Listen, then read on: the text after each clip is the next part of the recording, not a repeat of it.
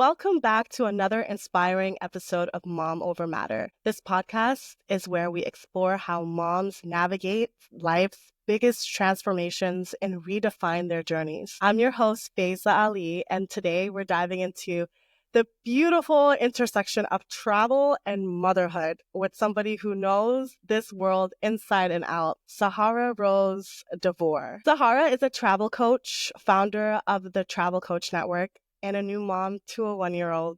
She's traveled to 84 countries by the age of 31 and has been recognized as one of 2023's most influential women in travel by Travel Pulse. Amazing. Today, we'll hear how motherhood has changed her approach to travel and the challenges of traveling with a baby. That's something that we usually don't talk about. And the advice she has for moms who just want to keep their sense of adventure alive. So, Sahara, welcome to Mom Over Matter. Hi. Thank you so much for having me.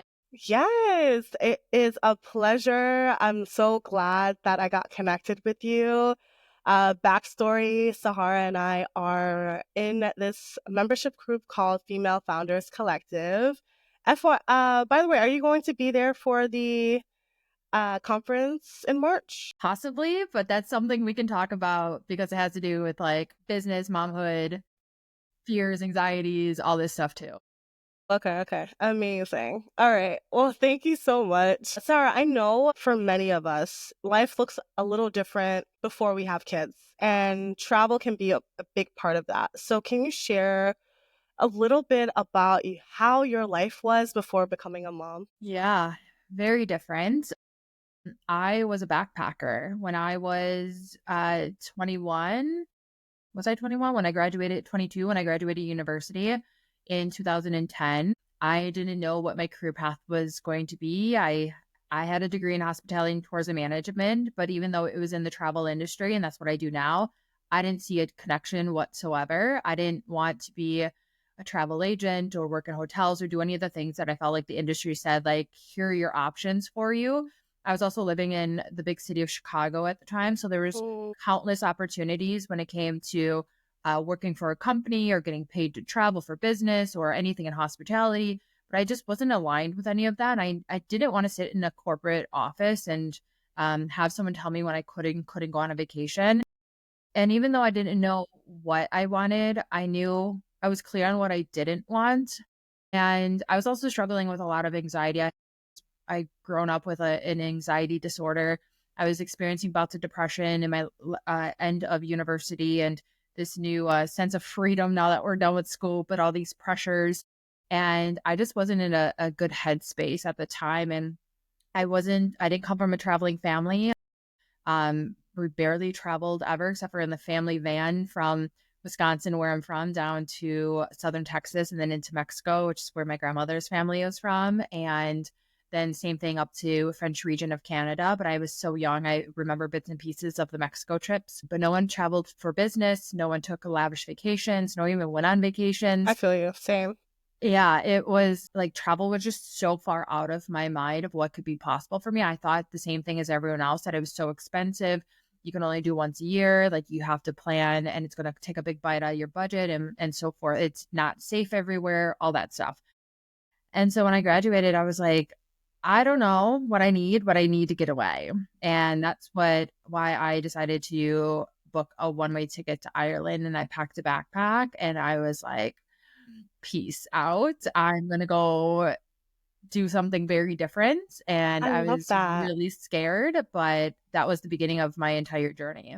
I love that. So, did you see how was Ireland like? Because when I went to London the first time, I was living out of my Harry Potter dream. Like I was like, all the things that I've seen, like the double-decker bus, the big bed, everything was just so amazing. And I went to about a year ago. And so how was Ireland for like your first trip outside the US? Yeah, I remember touching down in Dublin and walking through the airport and seeing, just like not realizing that now I'm in a different country. And I was like, I can't believe I'm here. Like, I can't believe I'm doing this. And it was just like a feeling of surrealism. I was staying with a family of like a friend of my mom. He used to work with someone who then lived back in Ireland. So I was staying with her and her small family in a small cottage. So I felt like that was a good kind of introduction to me going somewhere on my own. I was staying Mm. with them for just 5 days to 7 days, and then I would venture off. And so I kind of had a little bit of an easier path for the beginning of my trip. It's I fell in like I loved Ireland. I Oh, traveled can't all throughout imagine. the center to the north to the south. It's just a beautiful, beautiful I country. know. Like, I've never seen green grass greener than I have there, and I know. the people were amazing. Like it's what you picture of Dublin, and it's just has a really cool vibe to it, and it's beautiful. I loved I it. love it. The pub culture, like Yeah. just go walking down like cobble streets, like it's so cool. Like that is one of the places that I want to go to one day. So it is really exciting to kind of just see it in a different point of view. As Americans, we're just not told, like, we're travel is not accessible to us or is not like encouraged. I remember when I literally feel when you were talking about the fact that, you know, you never made like a big trip or like your family was like, it wasn't like a goal for them to like take, or it the sentiment was more so that it was going to be luxurious and expensive and everything like that. But I feel like in America, we're in this like microcosm of like, America is where we travel. If you want to go to vacation, we go to Florida. If you want to take a tropical vacation, we go to Hawaii, right?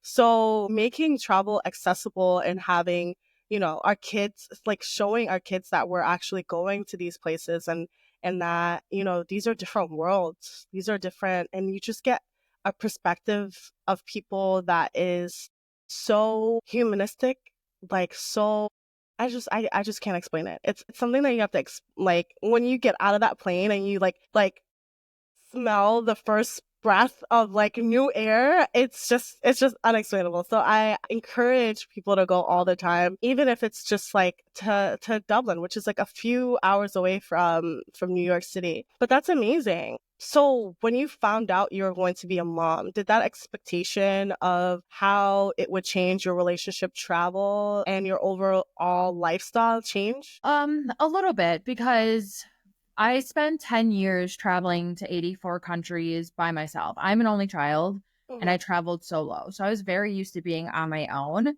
But then I met my husband at the very beginning of the pandemic. So I was in London, Bali, and Australia in one trip right in 2020, the very beginning. And I was in London for a business trip. This is when I started my wellness travel coaching business very beginning. So I was at a networking event in London, and then I was going over to Australia for a wellness conference. And so I was like, hey, I'm going to stop for the fourth time in Bali. Yeah. Why not? It's on the way. And that's why I went there. But that was the beginning of the talk about COVID and all that stuff happening. And I had a really unique perspective of it while I was traveling. But by the time I got to Australia, I had confirmed with the conference that they were still going to have it. And of course, they said yeah, and made my way down this small coast or the coast to this small town. And 2 days later, they emailed and they're like, I'm so sorry, but you know, we're going to be postponed. So from that moment on, my mom's like, you need to come home. And when I came home back to Wisconsin, I met my husband on a dating app within a couple weeks. And before we knew it, we were in lockdown together and spent all that time together. So my life started changing already because of not having my being by myself and being so transitory around the world and constantly changing Mm. environments. And so I had to adjust to that. And then my business started to grow. And as my business grew, I started changing my travels from backpacking to aimlessly to different places to more strategically for conferences, speaking events, networking, and whatnot. So it started changing that way. And then when Mm. I got pregnant, that was a whole new change and question of Yeah. like, what does this look like with travel and for business for me moving Right. forward? Let's pull back real quick because I'm really interested in the fact that you met your husband while traveling. I did the same thing. I was working with an international development organization, and he had his own business in Africa, and that's how we met. We would meet up for our first date was actually meeting up in Africa, like in where he was living, and I just took a chance and just saw him. And then subsequently we would, whenever we wanted to go out on dates or anything like that, we would meet up in a random one of those like transit cities in Africa. So whether it's like Ethiopia or anywhere else, and we would have like little like vacations, and it would be really really fun. That is so refreshing to hear that somebody else has found the love of their life while traveling, because a lot of women think that if I do any solo traveling or if I don't, I'm just going to be by myself, and that's not the case. Yeah, I mean, the connections that you meet or the people that you meet, and that's one of the beautiful things about travel is you don't know who you're going to meet. I Right. mean, I have met so many incredible human beings, whether we had flings, whether we became friends, whether they're just friends. I mean, I'm talking about girls and guys. Yeah. Just like incredible human beings around this world is one of the benefits of traveling. I always joke and say, like, I have more friends in other countries than I do in my own hometown, which is not really a joke. It's the truth. I know. It's heartbreaking because you're like, I miss you so much, but I can't see you. Yeah, but it's also fun because I would go and stay with like different people's families, or Hmm. they would get back to their hometown or country and I would go visit them there, or they would connect me with a friend of theirs somewhere else. Like Yeah. when you're traveling solo, you're really never alone unless you Hmm. want to be alone. And Right. that's one of the things I love about that because it's choice for me. I preferred to be alone when I was solo traveling, but I Hmm. also like the option to be around people to, have that social For interaction and sure. also have my alone time as well. I know. It's nice and it's kind of like freeing. It's mental. You get some mental clarity. My first time traveling alone was to Paris, and I glamorized Paris, obviously, since, when you're young, you see all the pictures, and I just really wanted to see it. So there was a conference, and then I just stayed after. And I had the time of my life, like to the point that I still am Instagram friends with the people that I met at a random concert. And it made me more confident to step into rooms where I felt like it was a bit intimidating. And yet going in there with confidence, with the fact that, okay, if I just go out alone or if I just enjoy my company, that's great. Like that there's no goal. There's no like, oh, I need to meet X, Y, and Z, or I need to make this type of friends or be connected to somebody else in order for me to experience these things. That wasn't it. I really loved just traveling by myself. I went to after that to Doha and like got to experience Doha by myself. So it I love that I took that chance on myself, because now that I'm a mom, I go back to those moments a lot and I'm just like you were killing it. Rock star. Like you were out here, you didn't really need anyone, right? But I'm curious, what was your favorite place that you solo traveled? It's a really hard question with so many places I've been to, but Mhm. a place that I spent a lot of time in Southeast Asia. I was always drawn to Asia. But a place that I went back to many times, and honestly, it's a place I would consider like moving to if I didn't have the family that I have Yeah. now. Um, would be Thailand, and even though that's pretty cliche for a backpacker to say, I No. I loved it. There's a whole if you're on TikTok, there's a lot of like influencers now actually moving to Bangkok. Yeah, it's Yeah. just the the food is incredible. It's the affordability. The people are so nice. It's beautiful with the beaches. It's so diverse in the scenery and the different cities. Like so different everywhere there. It has its spirituality. It's close to Yeah. places to travel to. The weather, of course. I'm a beach bum, or I was at Same. least before getting pregnant. I loved it. I accidentally went to a place called Old Phuket Town, Mm. Phuket Town. And the reason I say accidentally went was because years prior, I had already gone and backpacked with my mom and one of her friends. They flew out to meet me, and we backpacked part of Thailand with like Chiang Mai and Bangkok and Phuket and Krabi and Karan and all those like popular places. Mhm. And then when I went back years later, I was flying in on my own and I was like, oh, Phuket, like I want to go somewhere where like it's not like crazy Bangkok and it's a little bit more chill, but I'll just go to one of the popular backpacking cities like Krong or whatnot. And I thought that I was going there and the bus went the opposite direction and like Wow. ended and they were like, okay, this is Phuket, like your end of the bus ride. And I'm like, Yeah. where are we? And it was this old, it's called Old Phuket Town and it's this colonial, colorful, chill, looks like it's like out of a European city. Um, Barely any tourists, but still like has some touristy things, destination. And didn't want to leave. I just didn't want to leave it. I fell in love with it. And then I had my mom and her friend, another group of friends of hers years later come and fly and stay with me there and I could show them around there. And we took the tuk-tuk for what, 50 cents each day. And you can hop off at any beach you want to. And Lovely. they have the incredible night markets, day markets, food, just everything. I was like, I just want to live here. I know. Ugh, love it. And I miss that type of, and the one thing that I noticed like just traveling internationally is like the community. I feel like we're so secluded here. And the fact that you go outside and you just see a bustling city of like everyone and everyone knows each other and it's just that community sense is just so like electrifying. That's the only Yeah. thing that word the word that came into my head. I was just like I feel energized by the community. I can just tell that I can seeing pictures and videos of Thailand, like it's packed. It's jam packed. I would like, you know, my husband's listening to this. Please, the next one, the next place that we go to, let it be Thailand. I want to see Vietnam too. Have you been to Vietnam? Yeah. One of my last Southeast Asian trips, I started in my 6 month trip throughout there. I started in Vietnam. I flew into Hanoi and traveled throughout Vietnam. I loved Vietnam. Yeah. Same thing. People, the destinations are so different within it. I don't know. I'm just like obsessed with all the Southeast Asian countries. Yeah.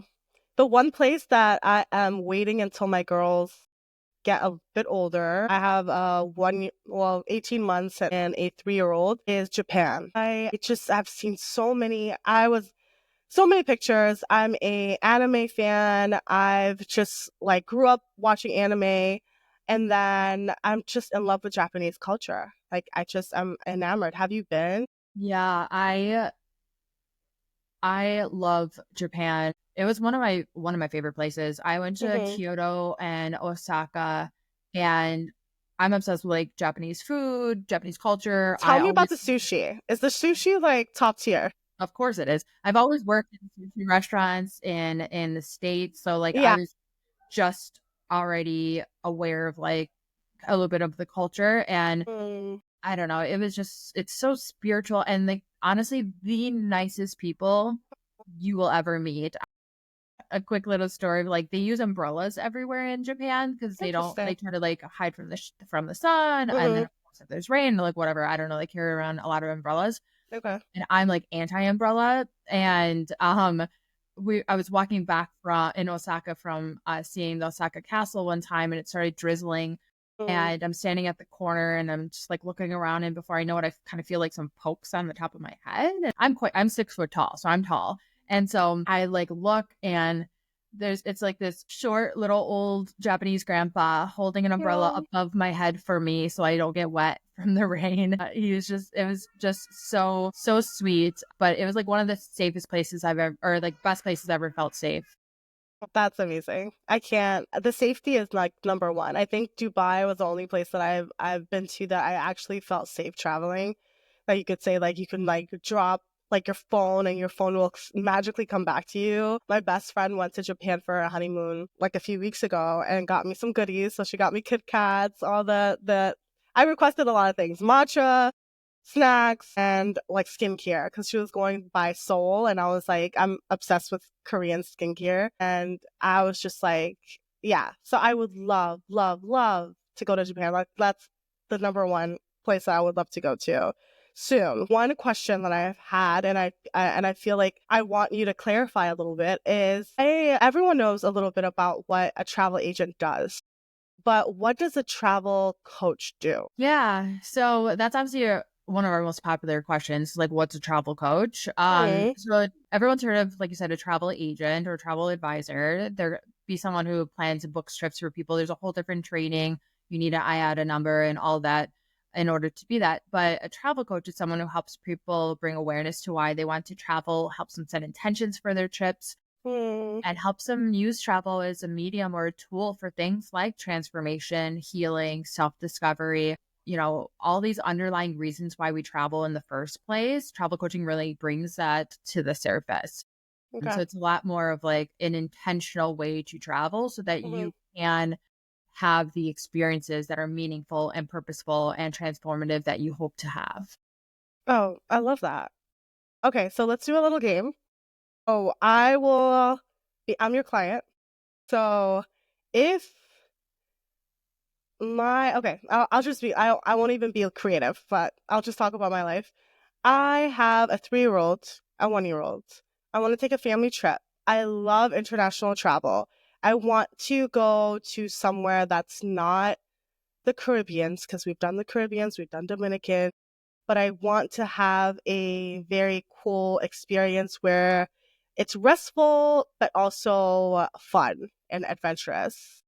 Where would you consider us? Okay. Well, tell me more about you on a deeper level. Like are you stressed? Are you have you been going through something? Yeah, I Spent a suffered. time with your husband lately? I feel like we're on the same. We understand each other, but yes, no, I've been coming out of postpartum depression, anxiety. It's like a combination of the two. I had it a little bit with my first and then deeply with my seconds.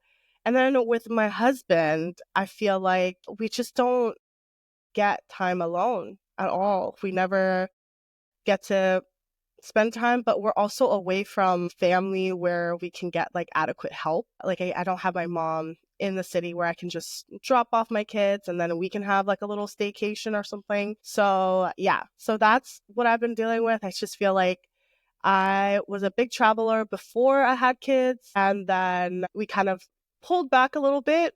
So Yeah, I would say you would probably when it comes to travel coaching, who the travel coaches work with are so unique to who they are as a travel coach. I love that. But based off of just what I know about you just right now, because you wouldn't have the option to just go on a trip with you and your husband, because it sounds like you need you time and you need you and your Mm, husband time. okay.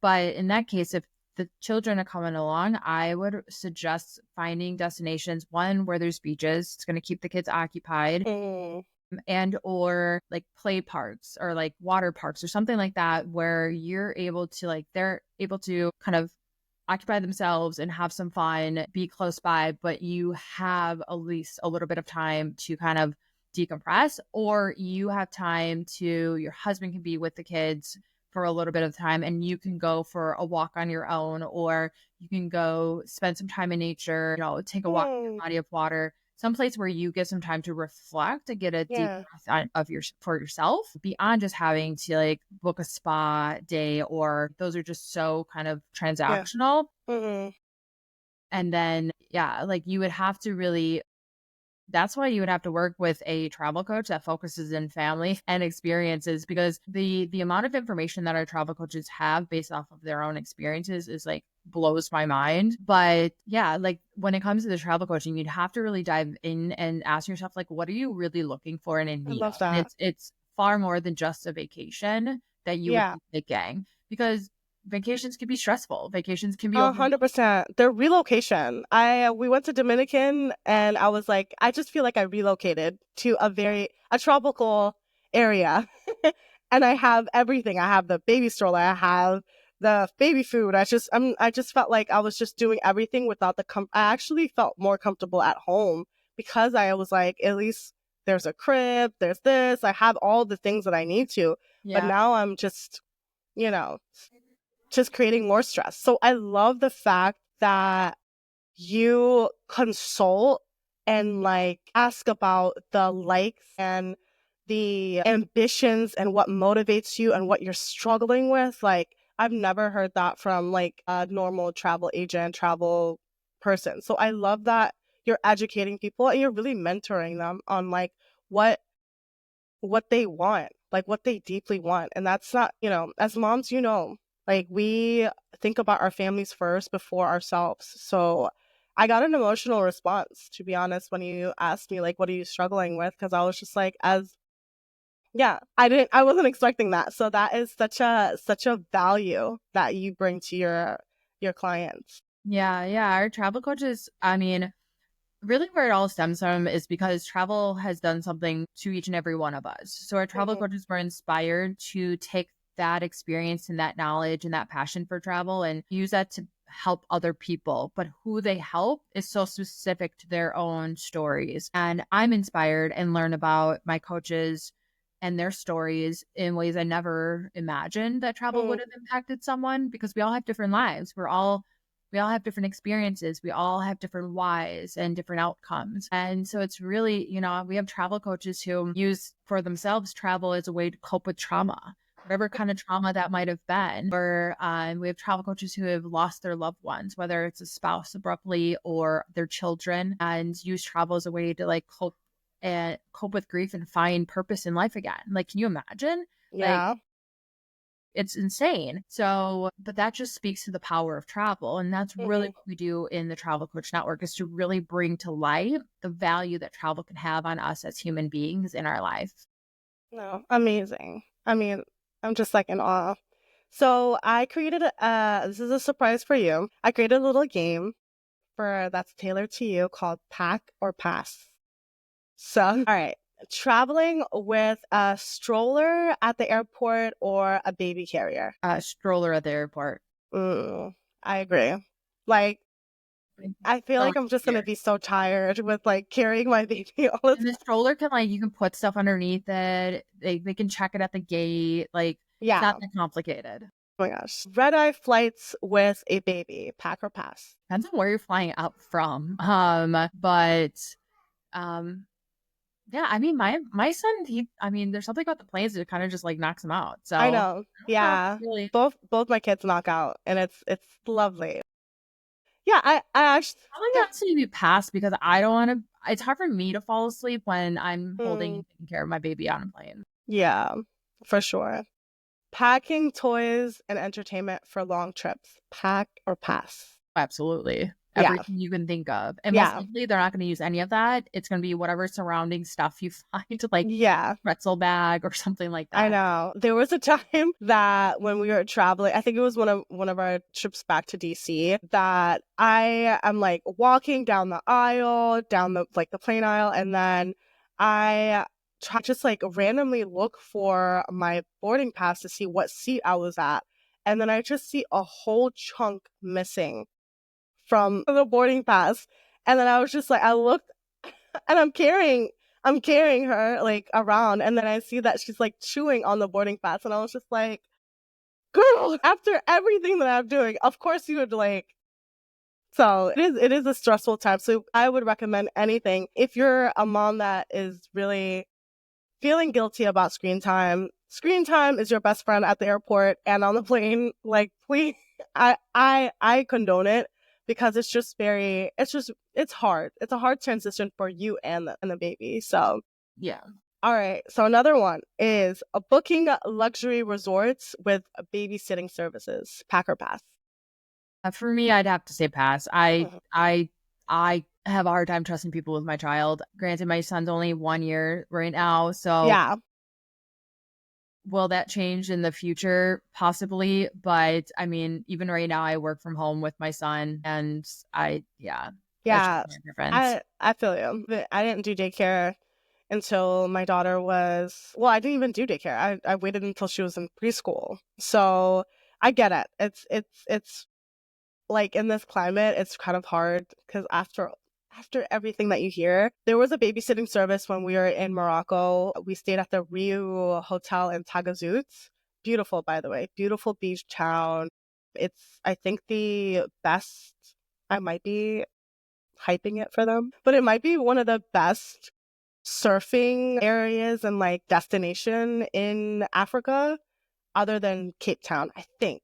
So Tagazout, Morocco was like top tier. I loved it. And they had a kids center where they did babysitting services. And me and my husband looked at each other and were like, do you know, because as I said, we haven't had like alone time. So we're like, do you? And then we're like, no, not in a foreign country. Like, I just felt like, yeah, I would pass too. So, another one, traveling without a strict itinerary, pack or pass. Pack for sure. Like, no, I don't believe in strict itineraries because if you're Mm, trying not to be stressed and have 5 million things go wrong, don't over complicate things. mm, It's really not necessary. I rarely planned, and I know had a different mentality backpacking, but like I rarely planned for things, and I had the most incredible mm, experiences, saw the most magical things, mostly by giving myself grace, talking with locals, talking to other travelers as I went, getting those good recommendations that aren't just so popular online all the time. And just going with the flow of like walking around a place and then you stumble upon something yeah, or a place to eat or whatever it might be. So I and I talk about that in travel coaching is like I just don't believe in very strict itineraries. 100%. I feel you. Spontaneity is key.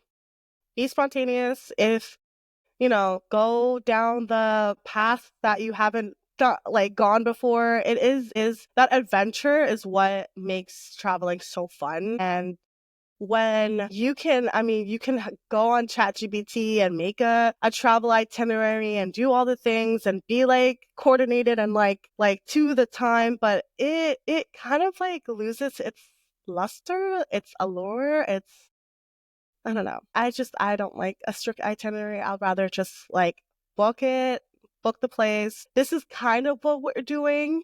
Book reservations is important, but other than that, like be be okay. And I then mean, you never know what's going to happen, yeah, and it can snowball. So if you miss one yeah, flight or one flight's canceled or one place is closed or your hotel overbooks or um, mm-hmm. you wake up late and you're sick. How I know. And then it ruined everything else because you had everything else planned and booked. I mean, I used to do that very early on. I booked a couple of flights in ahead, but a typhoon went through when I was in the Philippines or Well, it went through the Philippines when I was in Taiwan and okay. I was flying to the Philippines. So I lost out of 3 different flights. Granted, they were budget flights, but I learned my lesson. I was like, unless I have to like have like an exiting flight, I'm not Mm, too far in advance. Or I'll be traveling often by bus in different parts of the world, but I'll like book my bus ahead of time or I'll book my accommodation ahead of time. And then I'm like, oh, I just met this really cool group of people and they want to go hiking somewhere tomorrow, but now I have a bus to catch.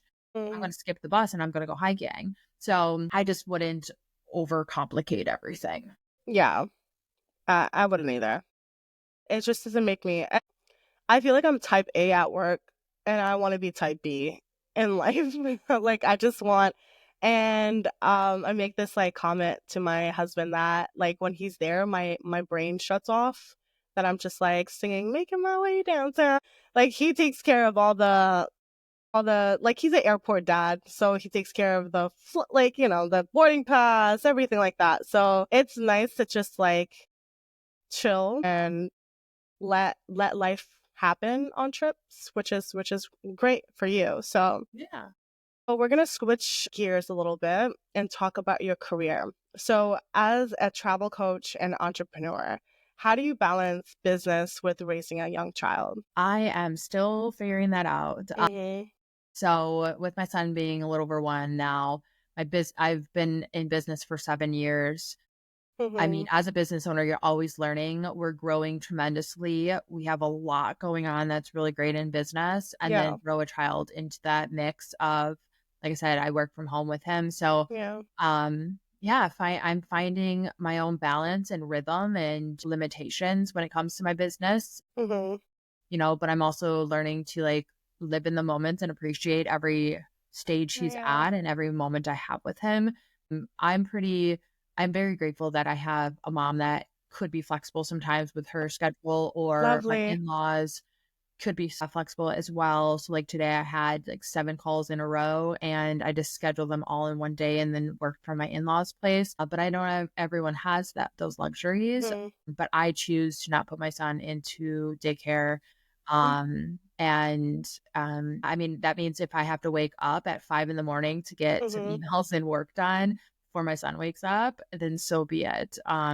You're saving so much money by not putting your child into daycare, because I Daycare is, looked into it. yeah. Yeah, and it is about now I like my oldest goes to a private preschool, and I feel like preschool is a little bit different than daycare, where you feel like daycare, they're just taking care of your child, but in preschool, they're actually teaching your child. Like this is actually a curriculum. She has like, well, not exams, but assessments each quarter where, we have to work on like cutting with scissors, or like, like simple things like that. So, but daycare, I feel you on the anxiety of daycare, but you're saving so much money. Like, I just don't understand. Like, when I hear moms in Sweden and Denmark are getting actually paid to take their kids somewhere, I'm just like, it is extreme. Here in Columbus, I think the average is 1,500, and that's the lowest end. I think usually it's like 2,000 per kid, and that's a whole mortgage. Yeah, it's nuts. I have several friends who have their kids in daycare because they really don't have a choice. Both Mm-hmm. parents, I work for myself, and therefore I have a flexible schedule that I get to make of my own. But I have friends who are nurses and whatnot. Mm-hmm. So they have no choice, that they Yeah. have to, or they don't have the family support. Mm-hmm. But and theirs I think is like 30 grand a year, 35 Oh, grand a year. It's just like, it's crazy, but you have to do what you have to do I know. as a parent. And I don't think there's a right or wrong answer. I'm just Mm-hmm. doing what I feel is right for me. While I say Yeah. that it will be like this forever for right now, I can't predict the future. I am only living day to day, doing the best I can as a business owner and as a mom and as everything else, all the other hats that I wear. And Sarah, when you have this, I think for my first child, I was so like neurotic and like anxious about everything. Like I was the type that had clean, conscious detergent and scent free everything. And I was just really like, like really scared about every little part of motherhood. Like I was like, okay, well, she can't have screen time. She can't do this. Like all of the things like kind of disseminated when I had my second child. Like I felt like I got this. Once you see your toddler and your baby is like, I'm assuming not walking yet.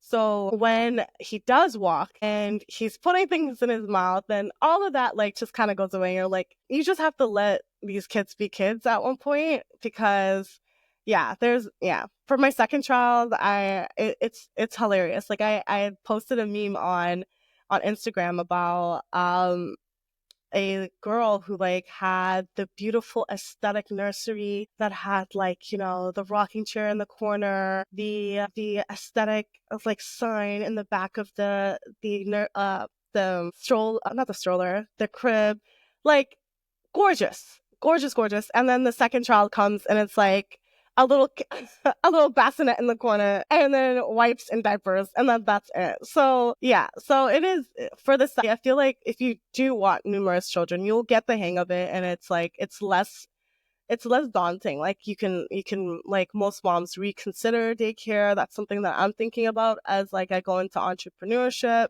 Like maybe daycare is okay. Like if I find a really good one.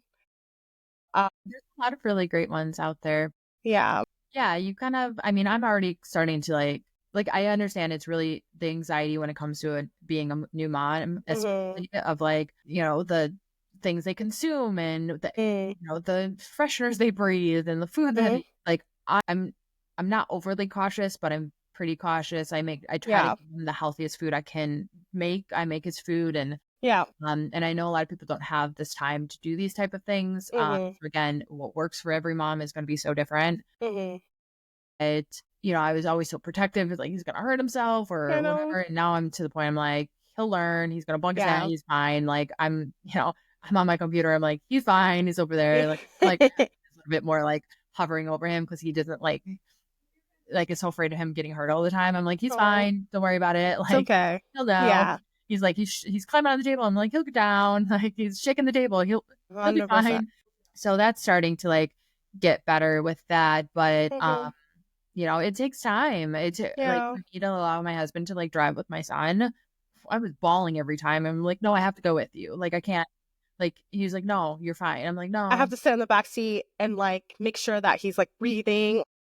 I'm like, what if Yeah. something happens? Like, and I'm Yeah. there and there's an emergency and you need me? Like, these are the things that go Yeah. through my head. I'm like, I I don't know, know. call it whatever it is, hormones or Mm-hmm. anxiety. I don't know, but it's just part of being a mom. But Mm-hmm. it got better. It's getting better. Yeah. You know, it's all a learning lesson. And yeah, like all you can really do is Yeah. that you can. Do you feel like you have a good like support system in terms of other moms that you could talk to? Do you want to join like mom groups? I don't really connect with too many other moms within my trust Mm-hmm. network. My members are always like giving me advice or like, you know, they've seen my son on some of my calls because sometimes I just Mm-hmm. ask to be on some of my group calls. But no, I'm like, I don't know. I think it's more of my personality than anything. Mm-hmm. It's like I'm just so to myself and independent that I'm like, Mm-hmm. I don't know, don't really socialize too much outside of anything. So, but I'm sure it's very helpful to be in It other is. with supportive moms and stuff.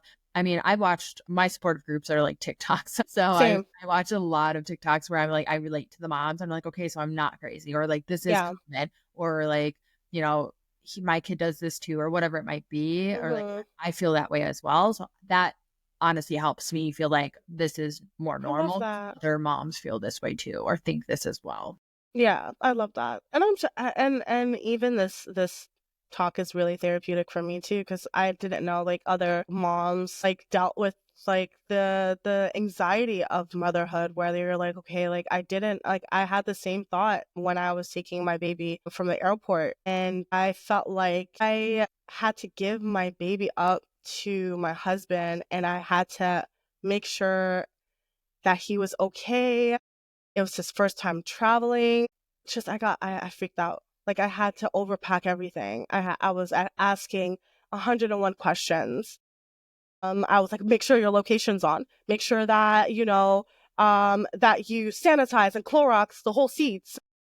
So, yeah, it is tough to like let go and let other people take care of your baby, which you were like I there was one time that when I gave birth, I was I don't share this widely, but when I gave birth, I had to take that first shower like immediately like after giving birth, you're disgusting, you feel kind of like sweaty, you're bloody, like it's just you're not yourself.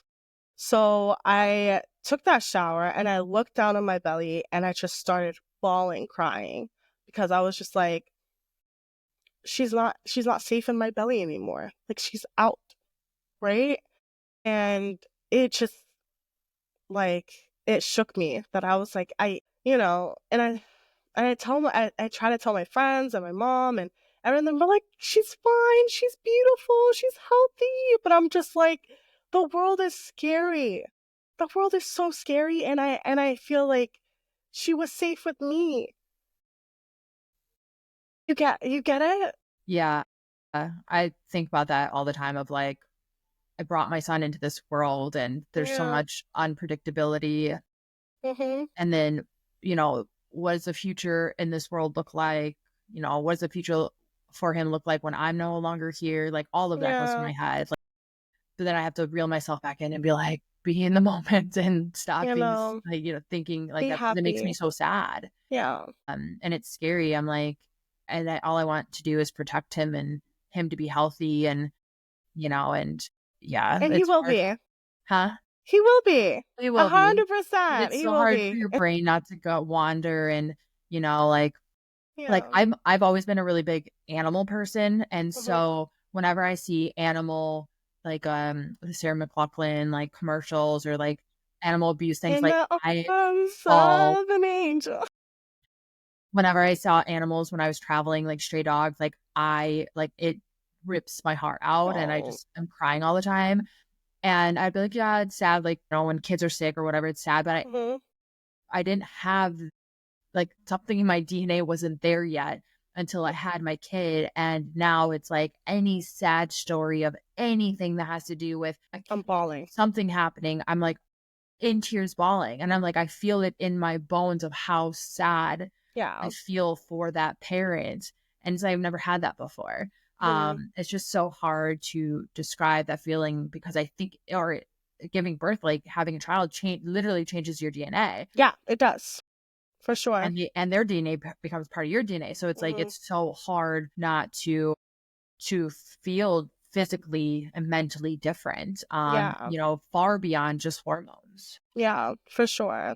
And I felt like I had to also mourn my old life when I had my first kid, that I was just like, it was like an extreme guilt that I felt, that I was like, I felt, because I'm one of the first in my friend group that like got married and had children. So I'm seeing everyone frolicking and doing all the things that they did, and I'm out here 2 a.m. with like my shirt stained with like breast milk and just looking like a total mess, right? And I just felt like I missed, and it took me some time to say this, but I missed my old life. Like I was like, I missed just getting up and going, having like quote unquote, the world is your oyster, which is still, it still is. It's just like So different, but yeah. yeah, it's just different. But in that moment, you feel like you're just like, Yeah. wow, like my life is just not the It's same. hard. Like, yeah. I've had so many conversations with my husband about that. Just like, I'm like, I don't know how to feel. Like, I'm Hmm. like, I obviously you're so grateful, Hmm. but it's like everything is different. Yeah. Especially someone like myself who was like, I was just book a plane the next day and going here and being by myself. Yeah. Like, everything is different. And yeah, I mean, think that gets better for me, but it's still like crossed my mind sometimes because I'm just someone who I love to be alone. I love to Yeah. be alone. And now I'm never alone. No. No. And so like even if I'm taking a bath, someone's knocking on the door, someone needs something. Even to my dog is scratching because my dog wants. It's like I'm a magnet to everything in my house. And I'm it's not a joke. They just like you should I know. take like memes of it, make pictures of it. It's like I never can be alone anymore. And No. I have to rewire my brain of how to live that way. I get Or at least right now. overstimulated. Yeah, I get overstimulated. Like if I'm out, like Tell me about I tell my husband all the time, like when I put the babies to sleep, and I'm like, and then he like crawls next to me, and then I'm touched out at the moment. Like I feel like I had one on my boob, one in my ear. I had so many tabs open in my head that I'm thinking about business, work, this, that, the baby. Like, I was like, and then now you're gonna crawl. Sorry to him, but now you're gonna crawl next to me, and then I want to cuddle, like, leave, like, please, like, allow me to have some space to just yeah. chill, decompress. Like one thing that I'm learning now is like deregulating my nervous system. And that is something that sadly we have to like learn on our own, because it's not something that doctors, or it's like information that's readily available. But our nervous system is out of whack because our cortisol levels are high for a long period of time. And that creates stress, that creates anxiety, that creates, and there are ways to regulate that, but we just have to teach ourselves how to do it. Yeah, you're like speaking exactly what we're going through right now. And, Mhm. I mean, my husband and I are actually in couples therapy or marriage therapy or whatever it's called Mhm. because of like that. Like, Mhm. I'm like, I've, I have 5 jillion things that I'm doing, five Mhm. jillion things that are across through my mind. If I run a global business. If it's not business related, then it's making sure my house is, everything's taken care of the house, or my baby has food to eat, and my husband has groceries to eat, and my dog has food to eat as well. And I was like, I'm lucky if I get to cook dinner for myself. By the time I'm so tired, I'm like, what can I warm up? Because I I know. anything. And I'm also like, I get overstimulated super easily from Mhm. sounds, from touch, from a lot of people. So I Mhm. always travel to places, honestly, I was never a big fan of touristy destinations. Like, there's too Mhm. many people. I need my space. So now that, yeah, I'm being tugged on and pulled on, and my dog even comes in, like, hits me because she wants food and needs to go out all day. And like, and then my husband comes home and he's like, hey, what about me? I'm like, oh my Oh, God, it's like, I know. Yeah. The mental load of motherhood is something that is not talked about. And I feel like our mothers maybe was, they're protectors. They don't want to talk to us about what they dealt with. But that is one of the reasons why I made this podcast, is to talk about our mental load. Like, we think about things so much in a daily. Like, I'm not, like, other than the times that I'm like actually asleep, not like going to sleep or anything like that REM is sleep. sleep, dead sleep, that's the only time that I feel like I'm not thinking. Right. Other than that, I wake up, it's immediately, like, I open my eyes, immediately it's a to-do list. And it's like being in the military. That's why I talk to my mom all the time. I'm like, Mom, I feel like I'm in the military. I'm waking up at 6 a.m. I'm getting screamed at. I'm like, it's just like this little tiny, tiny sergeant is just like barking at me about what to do and what to, so it is hard. And then you feel like if you feel like if you're going to take a break, you also feel guilty because you're just like, I'm missing out on so much at work. I'm missing out on opportunities. I'm missing out on so many things. So FOMO is a huge deal for us, mostly if we were like high performing women before we had kids. Like, if we feel like I don't know how to rest. I don't know how to like Yeah. just do anything. So Yeah. there's this, That's huge with just everything. And yeah, yeah, it's finding that balance. balance, but balance, like, you're never going to find a balance. Balance is always going to change. That, like, Mhm. it's always going to go up and down, and that's going to be okay. Because I think for every day is going to be a new balance. For sure. And trying to figure out what that looks like for yourself, and Yeah, yeah, all we can do is our best. That's all we're I human beings. know. We You're doing amazing. huh? You're killing it. You're killing it, mama. Well, so Like, are you. seriously. So are you. It is nice to see like like people who think like us to like just to like relate to each other. We need these type of conversations more and more. It's just like, what are some strategies that you can give to our listeners about self-care? Like, what does self-care mean to you? Lately, for me, honestly, I find so much joy in these small moments of self-care. So, like, exfoliating like taking an extra minute to do some facial care, like doing exfoliation, or my gua sha, or getting a new Mm, facial lotion, and yeah. putting some eye cream on, like feeling refreshed, Mm, taking an extra moment in the bathtub to like exfoliate my feet and putting lotion mm, on, painting my nails again. It's like these small moments that I'm finding joy in, and I think that's mm, really important for us to do, because we I think as moms, we obviously have so much going on that we yeah. think that in order for self-care it has to be like, something extravagant, and it doesn't. It could be simple 20-minute workout, on the floor, or On with your kid, or yeah, or I luckily, my husband, I now usually have to like switch on and off to go to the gym. He gets to mhm. go more often than I do. But going to the gym like Yeah. really makes me, I start to feel like myself more often. Yeah. Now that I'm fitting back into my clothes, and and it's, even just changing my clothes from the usual, oversized sweatshirts that I wear all the Yeah. time, and putting something different on, or getting a new outfit, and Mhm. doing my makeup for the day. Like, all of these things make me For feel sure. good. Doing some hair care. So it's just small moments that I Mhm. would really recommend people just start integrating back into their life, or like drinking a healthy drink instead of just like downing so many Coffee. cups of coffee. Switch into like a chai for a day, or a green juice or something like that. Like, Matcha. honestly, I switched to matcha in the morning and I feel so much better. Like, yeah. I'm less stressed. Yeah, just So, like, and you feel like you're doing something better for yourself. And yeah. so, buy the vitamins that you want, or, Mhm. even if they're expensive, like, buy what it is, what is it that would make you happy right now? Yeah. And just do that, because you deserve it and you're worth it. And I know that can be hard, because you're like, maybe if it's a little bit more expensive, we're like, well, money could go towards this, but it's like we matter too. Mm. And our mindset, our mental well-being matters as well. Because otherwise nothing in the household is going to be functioning if we're not functioning. No, it is. It's like going back to a travel pun, but it's like when the flight attendant says, put your mask on before your child. Like literally, like you can take that lesson into self-care. Like take care of yourself and then you can be your best self for your child.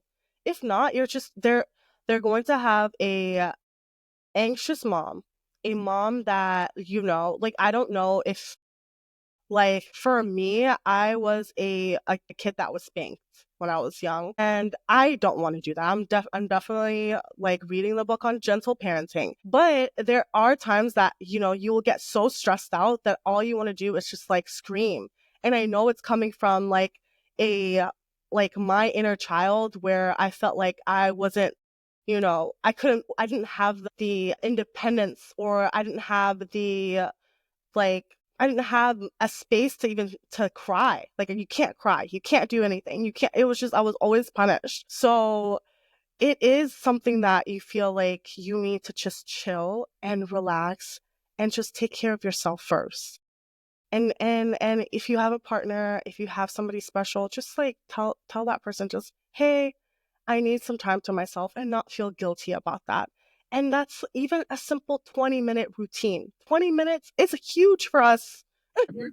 Yeah. Like to have it took me a while, to be honest, Sahara. I felt like had to, I got back to my like skincare and like my hair and my makeup maybe when my oldest was like about 18 months. Uh-huh. That's when I felt like, okay, like I was also fitting into my clothes. So it's just like you, like it took me a while to like actually feel like like myself. Like, yeah, I don't want to think it's myself because I was like definitely a fashionista when I was before a mom. But yeah, like just like going and shopping and not shopping at Target.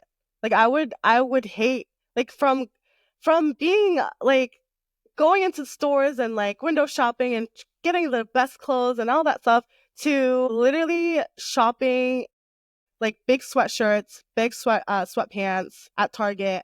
But while I'm getting formula for my baby, that was like my life for the longest time, and I just felt like that wasn't me. Like so, yeah, those little things that you said, they're huge for us. So yeah, I did say a little lesson about like from my travels about the flight attendant saying that you need to put your mask on before anyone else. So, is there any other lessons from your travels that you implement and apply to your daily life? When it comes to being a parent or just Mm-hmm. in general? Yeah, as a parent. Well, honestly, the thing that I realized most about when I was traveling, so when I was a backpacker, I was in my 20s, throughout my 20s and very, very early 30s. Mm-hmm. But mostly all my 20s. And I saw a lot of parents traveling with their kids. I'd be in like the Philippines on a bus that didn't have windows and dust flying in, or we're going down the coastline. Um, and there I'm sitting next to a dad or parents with like one or two little kids, Mm-hmm. and I just remember being like, that's amazing. Like, these people are giving these kids a perspective on life that not many kids get a I chance sure did to that. do. Yeah. And these kids would speak the language, or they would play with the kids who didn't speak their language. I mean, if you want to That's so teach someone cute. how to be a well rounded human being, have compassion and empathy and understanding, and be intellectual, travel with them. And it's not like you Sure. have to take them to the Philippines and go down, a dirt road on a bus, but it's about, even flying on a plane with them, they learn courtesy, they learn patience, they learn Mm-hmm. following rules. Yeah. Traveling teaches us not only as human beings, it teaches so much to our children. Yeah. And I always was like, I want to implement that into my life to some Mm-hmm. degree. Am I going to be a backpacker with my kid? Probably not Mm-hmm. anytime soon with my with my schedule and our lifestyle and our home and stuff. But Mhm. I don't know what the future holds, but I do know that travel should and will be a big important piece to my child's life, even if Mhm. it's domestic travel. Yeah, for sure. I do want to implement it. I have, even though it was very difficult taking my girls to London and Morocco and even Dominican, like it was, I want them to see that this is feasible. Like we all dream about like how can we give our children a life that we didn't have. And I was a wanderlust kid. Like I would this is, dating myself, but I'm a millennial, so we had an encyclopedia growing up. So, going into the library and like opening the encyclopedia and then just like seeing a whole world out there that I didn't have access to, sucked. When I hear kids going on trips, and even my husband when we met, and he was like, "Yeah, like I had a study abroad and I had all of these I went to boarding school in Switzerland and all these like amazing experiences that he had, and I came from a different type of family. Like I didn't have those experiences. So now I make it that, the world is a classroom.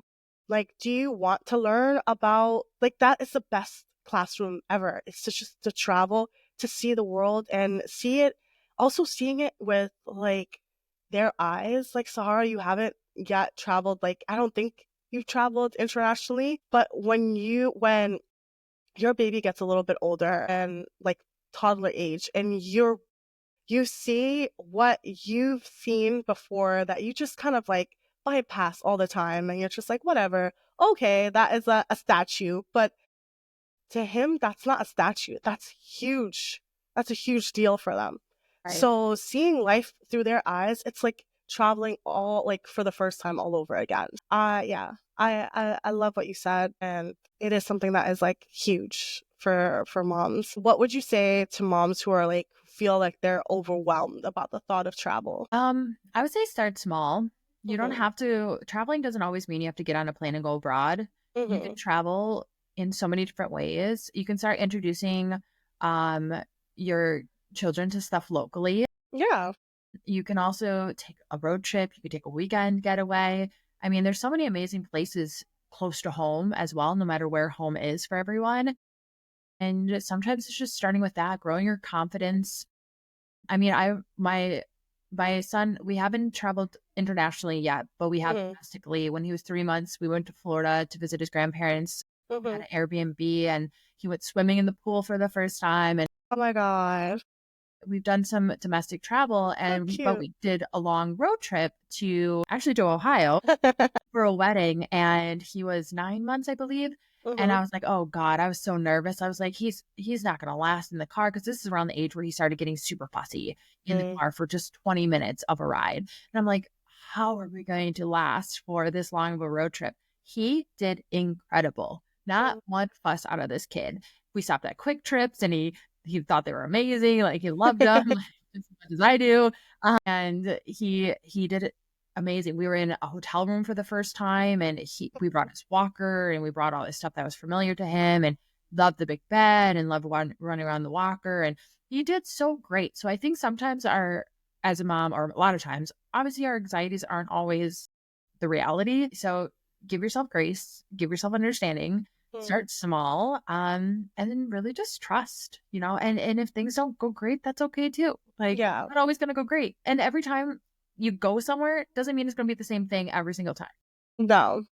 There are the way that I enjoyed, like, there was a time that I went to DC and my oldest got sick the whole trip. And I was like, well, there goes that trip, right? So it is like, it's not going to be like all sunshine and roses and like, okay, like this will happen, but just try to make the best of it, and it's worth it. It's kind of like when like I have these my friends who are like is having like you talk about all the basically the negative parts of being a parent, but I'm like there's so many positives also, and that's the same thing for being a mom. I mean or traveling with a baby. There's so many positives, and there's so many experiences that you're getting, And, you know, what would you say to the people who say, my kid is not going to really remember this, so why should I go? I feel like you'd be very wrong. I feel like if we tune within ourselves and we ask ourselves, like, what are things that we remember, try to go back in our memories? You know, there are probably things that our parents didn't think that we would remember. Some of It's so strange when I remember my, like, as a 5-year-old in school, my Mm, kindergarten year was like one of my favorite years ever. I remember specific events and specific things, and you would probably think a 5-year-old is not going to remember things that happened that long ago. So you'd be really surprised. And even if things that they don't remember doesn't mean that in that moment it didn't teach them something or that it yeah, didn't impact them in some way. I mean, we don't remember everything that happens to us, but we probably got something out of it to some degree at some point. So, you know, it's also part of the journey. Like, why yeah, not live your life where you're creating these memories and not only just for your kid, but for yourself too? yeah, for sure. It's like, I don't know if this stat is true, but it just like stuck to my head. It was if the baby photographer one, you know, you get your newborn pictures, and the photographer was talking to us and was like kind of trying to upsell us to get the book instead of like the digital versions of the pictures. And then she was like, well, psychologically, to have pictures like around of your baby is really good for their development. And I did actually, I remember, I did look it up, and it is true. Like, so later on, your baby is going to see that they went to Florida. They were like, you know, they saw their grandparents. They went on a road trip to Ohio. So it is something that later on they'll understand and say like, wow, like I am a part of this family, a part of the team. Like I wasn't a burden, you know. I wasn't just like put off somewhere. Obviously, take your your romantic vacations without kids, but also take them with the kids too, and it would be really fun. So, yeah. I agree. All right, Sarah, we are done with all the questions. Is there anything that I haven't like highlighted that you want to talk about? No, I do know that you were going to ask a question about like a favorite like product or travel app or something for moms. Yes. And this is something that I'm going to do a little plug here because a Mm-hmm. friend of mine has a company called Gobi, and I don't know if you've heard of them. It's called Gobi Sleeves, Gobe Sleeves. Mm-hmm. And this is something because I know in today's conversation we were talking about you were like, oh, wipe down like the airline and Yeah. seats, wipe everything down, sanitize it. But she created this line of like antimicrobial airplane tray sleeves. They're just like Okay. stretchy sleeves that you can like put over the airplane tray so like your kid can like play on it and Well, that's so cute. food and like snacks and not have to worry about the germs. And you can use that for like other things too.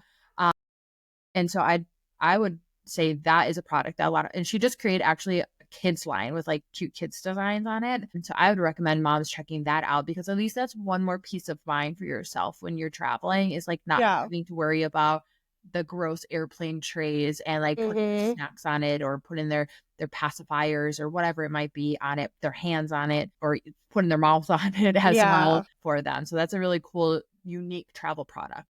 Yeah, for sure. Because every time I've traveled, my kids have gotten sick from the airplane. Like they're runny nose, like Yeah. healthy babies, and then I try to do everything to prevent it. But I think that's really great. What is it called? Govi? Gobe, Gobi. Gobe, Okay. sleeves. So Yeah. I will put it in the YouTube. I'll put it in as like a while you were talking, I'll put a little montage Yeah. into it. But Sarah, this conversation was so enlightening. I love to hear about how travel can be an enriching experience for both parents and children. I like for those who know me, I am a big traveler. I've went all over Africa, Asia, so it is something that when you know when I as I get to know you, I'm excited to work with you and work with your coaches. And where can people find you? Yep. So you can find me at the Travel Coach Network across all of our platforms: Facebook, Instagram, YouTube. Or you can find me, myself. I'm Sahara Rose, the travel coach. You can also visit us at thetravelcoachnetwork.com. Amazing. Well, I am sure our listeners are feeling inspired by your story about traveling. Now they're probably on Google Flights looking at possible flights. My favorite pastime, pre-motherhood.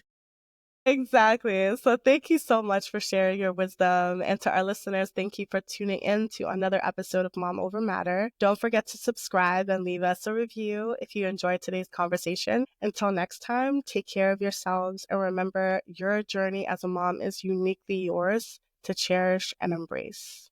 Thank you.